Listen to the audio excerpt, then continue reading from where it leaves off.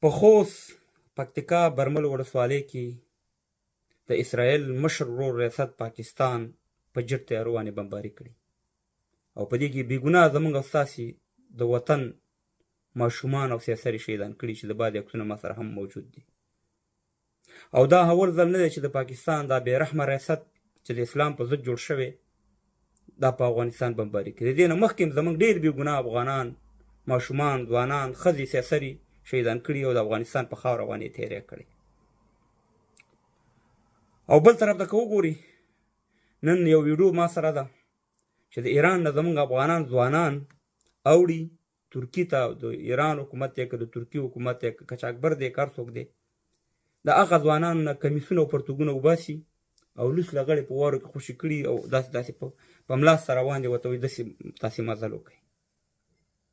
ما سره یو سوال پیدا کېږي افغانان ورونو چې موږ وروسته هم شکست ورکولی شو د دنیا سوپر پاور ته او موږ 52 ملکونو ته هم ښکرونه ماتولی شو، امریکا او سترو قدرتونو ته.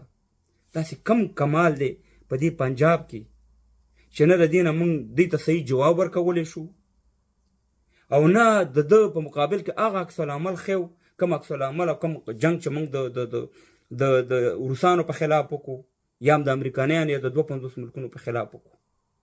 ځکه چې موږ همیشه افغانانو چې په افغانستان کې هر چا جنگ کړی د هر طرف نه کړی، ټوپک هم د بل چا نه اخیستی، کارتوس هم د بل چا نه اخیستی، پیسې هم د بل چا نه اخیستی، صرف سینه او د افغان وینه د افغانستان د خلکو د افغانان او ځوانان استعمال کړي.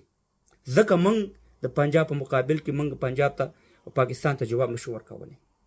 د دې وجه دا ده چې زموږ همیشه دا کړی چې خدای ته پلانې تباه کړي، د بستانې تباه کړي. ځکه دې ته علم پکار دی، دې ته زده کړه پکار ده. دغه پاکستان ریاست دی یو جرأت خو دې وکړي په ایران سره دا کار وکړي یا د انډیا سره وکړي یا د همداسې بنګلادیش سره وکړي یا د چین سره وکړي، هغې سره هم دا دغه لري که نه سرحدات لري، نشي کولی. ولې چې هغې په دواګانو کار نه کوي، هغې قلم راغستی او د دې په مقابل کې میزایل هم جوړ کړی، تیاره هم لري او بم هم لري، هر شی لري. موږ څه شی لرو؟